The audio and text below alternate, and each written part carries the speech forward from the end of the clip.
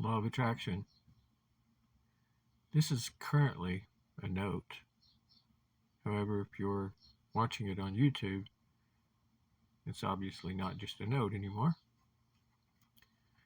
A new realization about the law of attraction is that if you remove the possibility of a subconscious, what changes? Many people continue to assume that the subconscious is a real thing. But whenever you ask the experts, the scientists regarding the minds of humans about the current understanding of things, they will tell you that the subconscious is really not a true scientific fact. The way many have updated and now explained the law of attraction is that you must realize or think of the real world as if it's a simulation. However, where many of them get it wrong is whenever they consider the idea that there has to be a subconscious to accomplish what is asked for. Scientifically, there is no subconscious mind in humans. The false idea that there is a subconscious mind is just made up information from old sources and from science that has now been disproven through experimentation. So you have one of two things to count on. Either you have to believe that the world is real and solid and cannot be changed, or that it is simulated or not solid, which science proves it's not solid and that it's mostly energy. Then that's the proof that you need that it can be changed. Using the ideas and concepts of the law of attraction minus the need for the subconscious mind, subconscious really doesn't play a role because subconscious is not real. And of course, the more you go at this, the more it seems like an echo chamber. What we think of as reality is a simulation that does not require there to be a subconscious. When many law of attraction practitioners talk about the need for it to work into your subconscious, you can just supplement in and say that it needs to get into your long-term memory. Our short-term memory and our long-term memory, those two things are proven. Also, note very well that this is also called calling out the fact and concept and idea of belief. The three steps mentioned most of all are to ask, believe, and then receive. I see no need for a subconscious for a person to believe something to be real and true, giving people what they want. Well, in case I have not said anything about this, consider the idea around giving people what they want, regardless if it is true or not, or that it is something that we wish to do. Because if they're asking the universe for something, then someone somewhere, me, you, one or both of us, is going to be thinking in the same way and saying, you know, I think I will put this out there because people want to hear this. It may not be true, or it may not be something that I want to talk about myself, but they want to hear it. This gives me pause, however, if the idea, the goal, is to make more money by producing things and giving people what they want, and to be successful at doing so means that I have to say something that I don't agree with or I don't like, just so others can hear about it and be satisfied by hearing someone else agreeing with them. This somehow, it does not seem right to me, and it doesn't sit well with me on emotional levels or concepts of the laws of attraction or vibration and law of attraction. So I have to question it. Covering near-death experiences. To start with, I don't want to disregard another person's experience and their reports about it, and I can say and think and believe that it's probably fake or that it could be fake so that they could get more attention, but I don't know that. If, however, I hear in the reports that their life was planned out to do and to be what they wanted it to be from a metaphysical level or from before they were born, I wonder about that. Because if I was going to plan my life before I was born, I think it would have been something along the lines of like maybe Star Trek. I like watching Star Trek so much that I really think that I would plan something along the lines of maybe a modified or no money economy, and I would set up this simulated way of living along those lines. And because this is on a note called law of attraction and cannot disregard the idea about the law of attraction when it comes to a pre-planned life, think about that one. But from a point of view of God, or if I were God and I looked down on the other people in the universe, would I be able to change it in such a way that it could be a no money economy? Is that up to me or not? This is another way of asking, what are the rules? Rules? The law of attraction is a law. So the point is, from a God point of view, you know how all this stuff works. I mean, you're God. You don't have to ask anyone, it's just what you know. But even if you were going to be making up a game or a simulation, you would need some sort of rules to go by. So think in terms of the author of a story or the author of Star Trek itself. Gene Roddenberry, for example, he had to come up with this whole concept, and you can do research on your own and find out all the little things that he had to do. Not much different from the way that other authors have to make up the world. They had quite a bit of work cut out for them. Very godlike created work. Yes, indeed. Let's go now and look and see what people have said about the no money economy, which is hinted at in the world of Star Trek. Reading from a Reddit article, the federated economy is best described as a centralized, post scarcity resource based economy based on mutual interlocking responsibilities.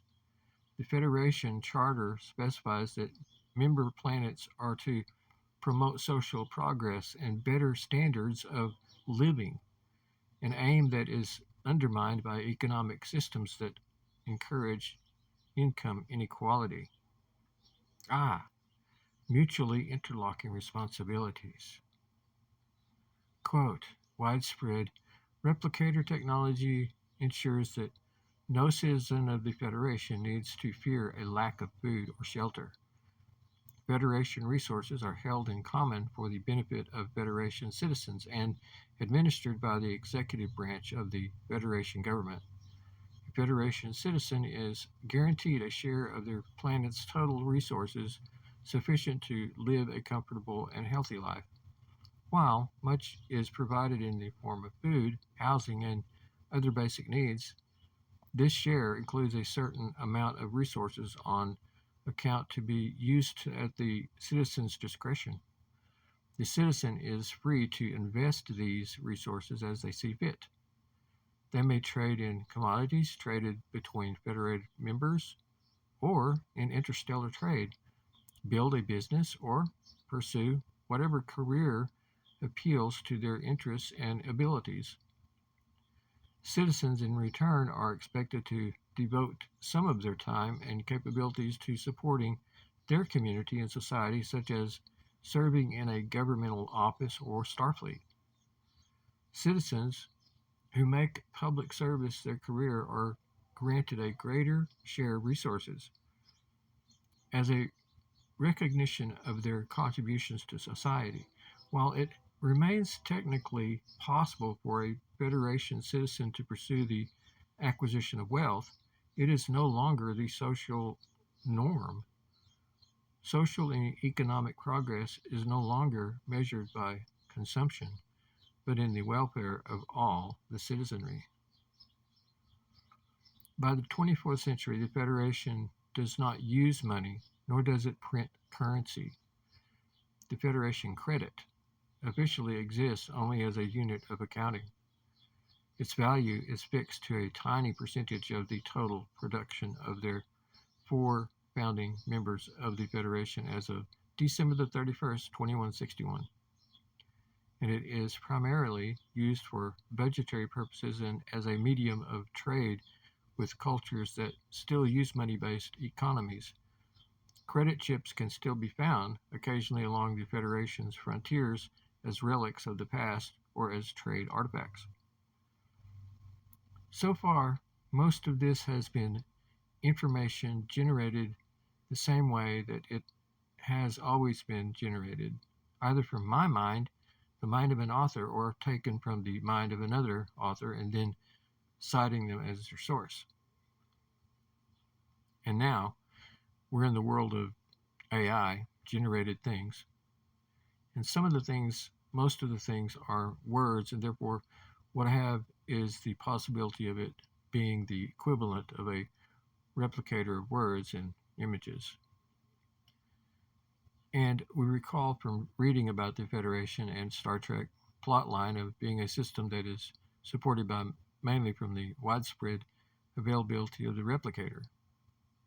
But that is not good news for an author because it means that anyone with a replicator of words can have it made for them for free. We really see this played out in Star Trek The Next Generation in the form of a holodeck, and then it goes on into Deep Space Nine and other Star Trek series after that. Since the concept is there for a holodeck, we see an individual walk up to a console and start to input the information required for the holodeck to produce a story that they can live out in a simulation. And we see the example on Deep Space Nine at Quark's in the fictional depiction of Quark actually has customers paying him for use of the holodeck.